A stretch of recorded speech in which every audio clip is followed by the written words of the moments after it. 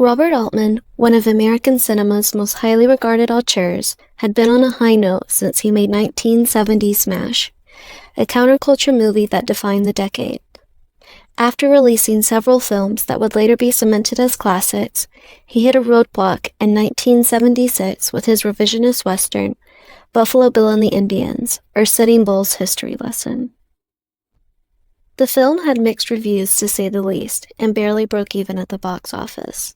It might be a knee-jerk reaction to think that the film's performance reflects that the movie's bad. While the quality of the movie is up to anyone's interpretation, film is subjective like any piece of art, the poor reception to this 1976 Robert Altman entry actually had one major factor behind it: America's 200th birthday, also known as the Bicentennial. Hello, I'm the Bicentennial chicken. Having what feels like the longest movie title ever created, Buffalo Bill and the Indians, or Sitting Bull's history lesson, is crystal clear to a scathing degree of its intent to lampoon the myth of the American West, and especially the myth of the person responsible for America's pie-eyed view of the Wild West, William Frederick Cody, or as he's more commonly known, Buffalo Bill.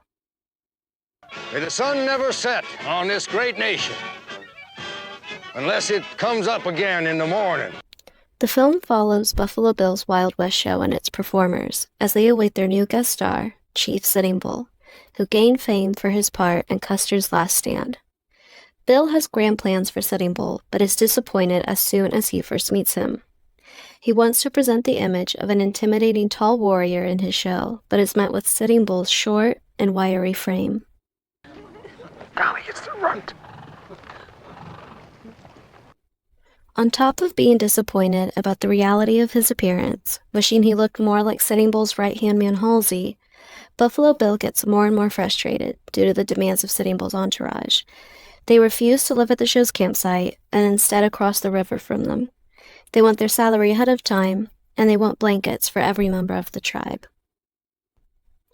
Despite being annoyed at the desires of the tribe, Buffalo Bill relents and accepts, but he fires Sitting Bull not long after when he refuses to perform the Custer's Last Stand reenactment. Gets shot in the back by all the other Redskins. Sitting Bull says the battle did not happen that way. Instead, he wants a different reenactment to be done, one that will truthfully portray the event of a Sioux tribe's village getting massacred by soldiers after welcoming them to the land. Another performer, Annie Oakley, demands that Sitting Bull be brought back or else she'll quit, so Sitting Bull is given a more dignified performance, where he rides a horse around the arena. The reception of the crowd is rough at first, but eventually the audience warms up to Sitting Bull, and he becomes a popular part of the show. President Grover Cleveland telegraphs the theater company that he will be attending a show with his wife on their honeymoon. One of the main reasons that Sitting Bull agreed to do the Wild West show in the first place was because he had a dream he would meet the president, which comes true when they arrive.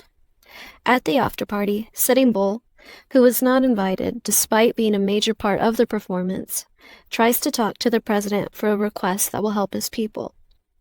The president refuses to even listen to what the request is, despite Halsey assuring him that it is small and will do a lot of good for their people. After the disastrous meeting with the president, Sitting Bull disappears until it's later told to the theater troupe that he was shot. That night, Buffalo Bill, likely in a drunken hallucination, imagines a talk with Sitting Bull, where he expounds on their differences, entertainment, and truth. Halsey's got all the brains. Except Halsey, he don't mean a word he says, which is why he sounds so real. Bill also confronts him for his frustrations with him and his underlying feelings of inferiority he felt when with Sitting Bull. With the real person now dead, Halsey plays the part of Sitting Bull in a new performance that sees the two in a challenge against each other, where Buffalo Bill is always presented as the victor, continuing the myth of Buffalo Bill's prowess and brilliance, as well as continuing the myth of pioneers' invincibility and superiority. Altman's version of Buffalo Bill is fame-hungry and debauched, almost always drunk, and he's a little bit of a hoe.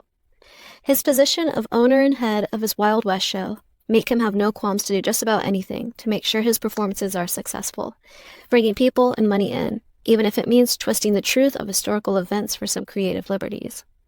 He's a fake and a phony, to the point that he even wears a long wig to have a more majestic appearance than he actually has.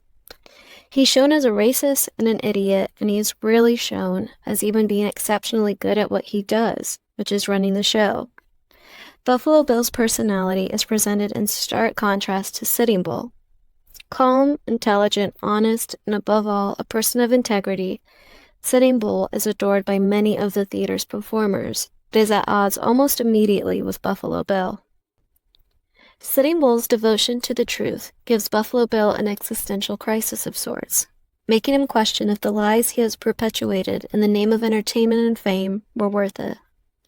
Sitting Bull's participation in the Wild West show also evokes jealousy from Bill, especially when the other performers form a close friendship with him and the crowd loves him. It doesn't help him that Sitting Bull's dignified way of being exposes Bill's ineptitudes, with Sitting Bull quickly becoming a popular part of the show despite him putting on much less theatrics than Bill, which Sitting Bull achieves due to his presence alone.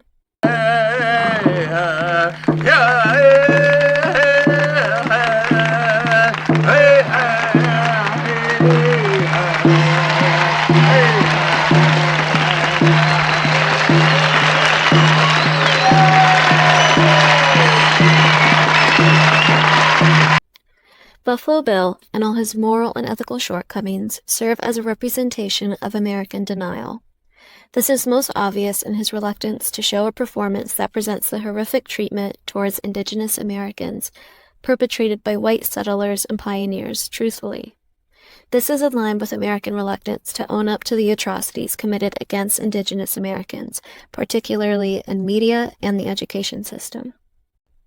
As a result, given that the Bicentennial was a time of great patriotic pride for the United States, many did not take too well to a movie that basically smashes the illusion of the heroic white cowboy and parodies American myth-making in general. The fact that the film also points out injustices done against Indigenous Americans was another point of contention for those during the Bicentennial period, where America's faults were pushed to the side in favor of celebrating the nation. Even without a 200-year anniversary of America's independence, people in the U.S. as a whole were not ready to be confronted yet with the realities of the past that still have major consequences in the present for indigenous tribes.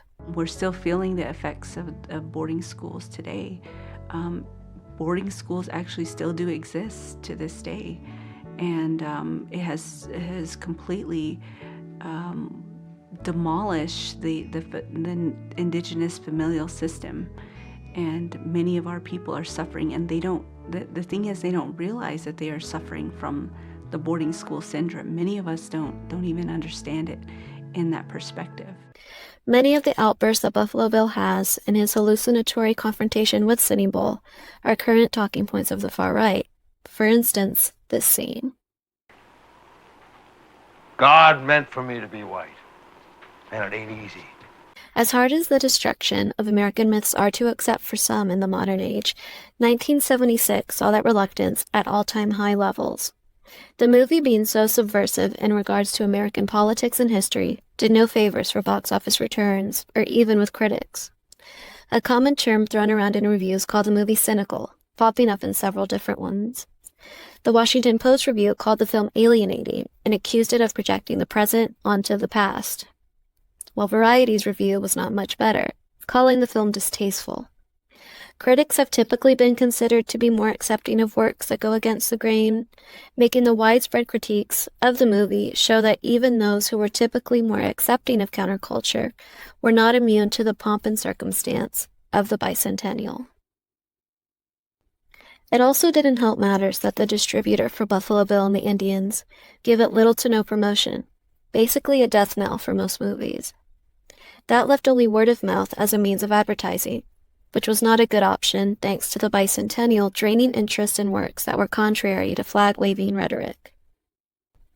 As a result, the film's poor reception and lack of interest occurred during a time of American pride that saw many wanting to buy into the American success story of the settlers without recognizing the damage it did to the country's indigenous population. which only proves the point of Buffalo Bill and the Indians or Sitting Bull's history lesson, and its arguments on the mythologizing of American history at the expense of truth.